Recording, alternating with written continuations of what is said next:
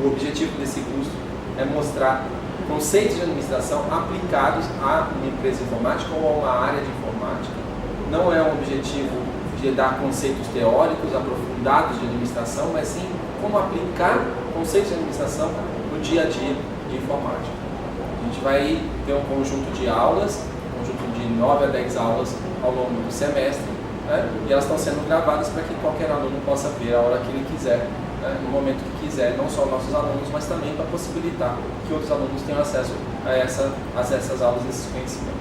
O objetivo dessa primeira aula é nós entendemos como a gente classifica a empresa, como uma empresa pode ser dividida nos vários tipos de empresa que tem. Então, se a gente vai administrar uma empresa de informática, a gente precisa saber o que é essa empresa, né? Porque cada tipo de empresa tem uma classificação diferente. Uma primeira classificação é com relação à constituição legal da empresa. Então, uma empresa, as duas classificações mais básicas são as empresas limitadas e SAs, que a gente vê aí nas placas, né, pela rua o tempo todo. Não sei o que é SA, João Limitada, né? O que significa isso exatamente? Quando você cria uma empresa, a certidão de nascimento da empresa, lá, que é o contrato social, está dizendo que essa empresa pertence 40% ao Marcos, 60% ao Marcelo, né? Então tem um conjunto limitado de sócios. São sócios que se conhecem, sócios que dividem a responsabilidade pela empresa, né? E que são limitados pelo próprio contrato social. Então isso é uma empresa limitada. Digamos que essa empresa começa a crescer e aí ela se torna um grande sucesso, como a gente ouve falar aí de Facebook e coisas do gênero, né? E eles resolvem, o Marcos e o Marcelo resolvem vender essa empresa. Mas ao invés de eles venderem para um capitalista que vai comprar a sociedade deles, ou para um grande sócio que vai comprar uma participação grande que eles têm, eles preferem dividir a empresa dele em pequenos pedaços. Então, eles vão pegar, se a empresa deles hoje vale 100 milhões, eles vão pegar 40% da empresa, 40 milhões, e dividir em 40 milhões de pedaços de R$1. Esses pedaços é o que a gente chama de ação. E essa venda é feita numa bolsa de valores.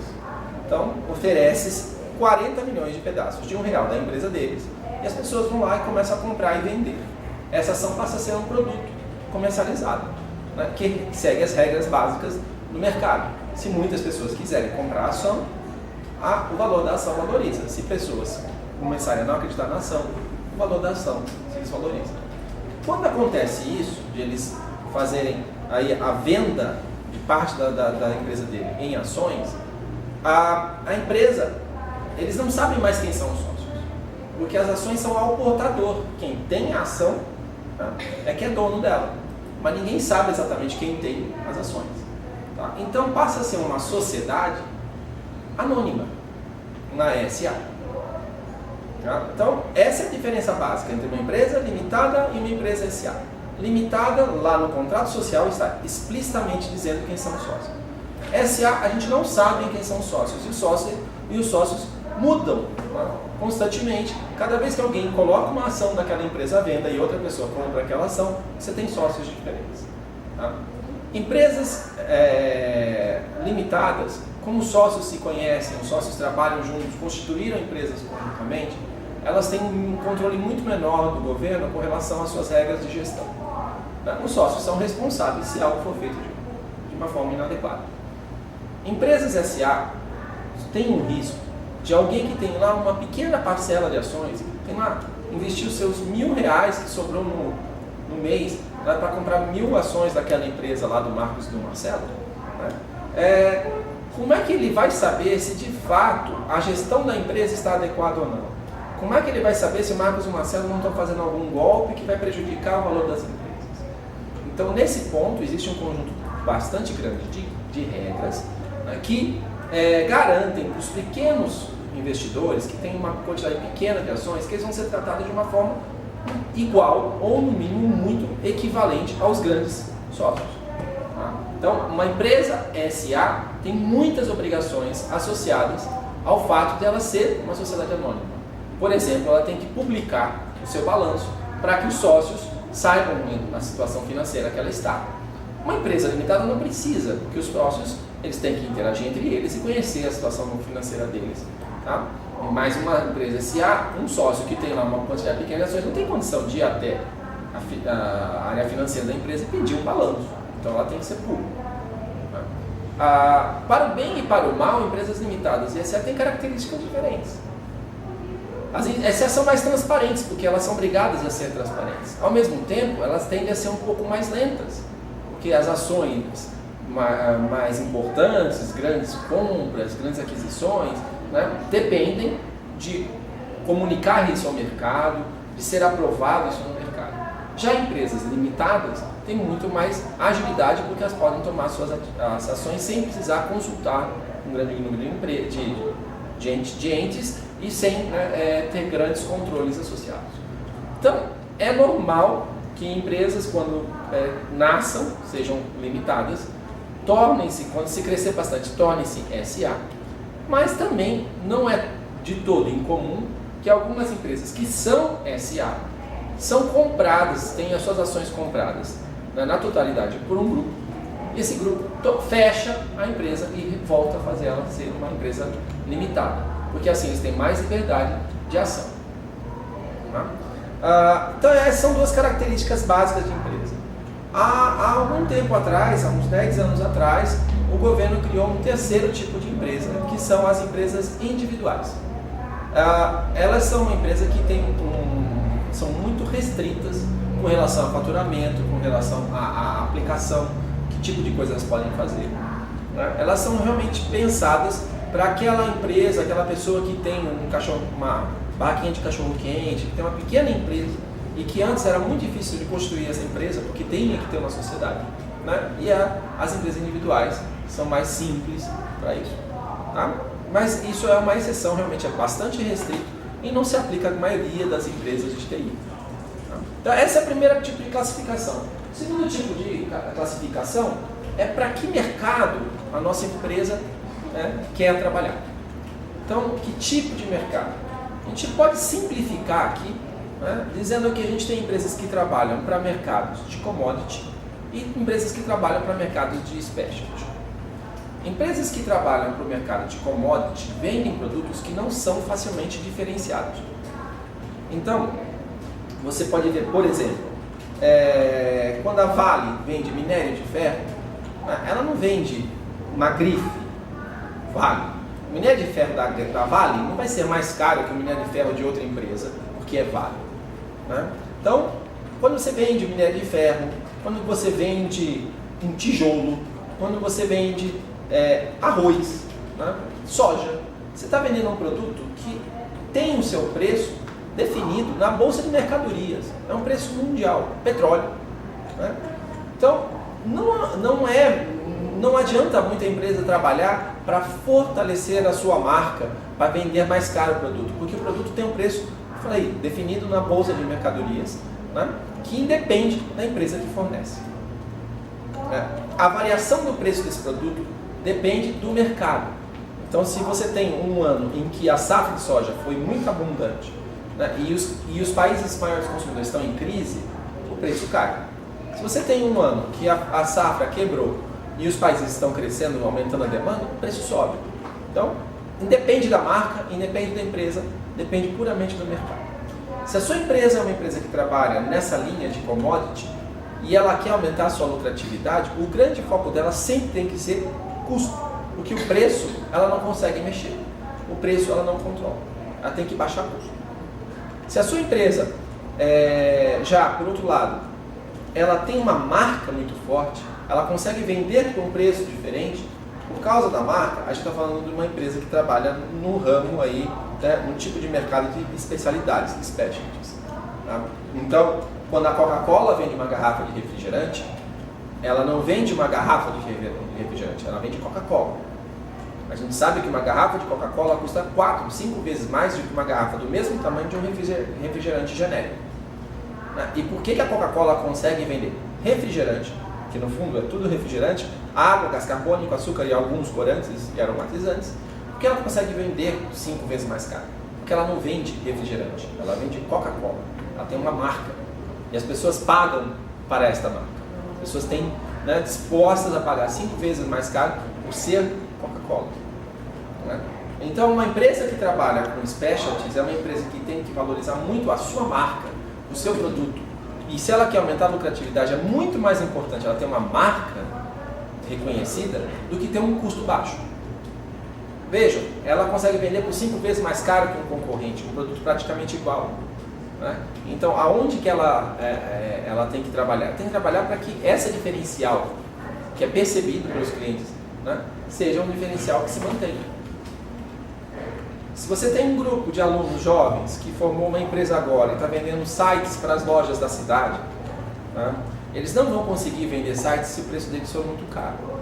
Eles são uma empresa de TI commodity, onde eles só vão conseguir mercado, só vão conseguir clientes se eles venderem por um preço barato. Se você vai contratar uma consultoria da IBM, você está contratando uma consultoria da IBM. Você sabe que vai ser um preço diferente, mas porque você quer trazer consigo a segurança, né, que uma marca tradicional como a IBM tem. Tá? Então, esses alunos têm que se preocupar com o preço do aluguel, né, do escritório que eles vão ter, porque se estiver caro, eles não vão conseguir vender. A IBM tem muito mais que se preocupar com a marca que ela tem, né, com a confiabilidade que ela vende para o mercado. Então, saber se a sua empresa quer trabalhar num mercado ou no outro é essencial para você saber administrar bem a sua empresa. Tá? Tem tudo a ver, embora possa parecer que, poxa, mas isso aí é coisa de marketing, tem muito a ver com a administração. Se você está trabalhando numa empresa que é commodity, a sua administração tem que ser uma administração voltada a custo. Se você está trabalhando numa empresa de specialty, a sua administração tem que ser uma administração focada, voltada à marca. Tá? Então são coisas muito diferentes. A sua empresa oferece produtos, serviços, tá? Ou serviços. De um modo geral, empresas de TI oferecem serviço, né?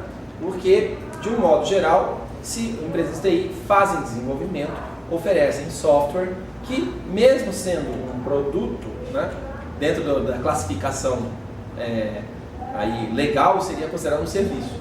Né? Você não considera software como tomate, né? Então você considera como serviço. Mas a gente pode simplificar aqui, mais uma questão de entender o conceito, né?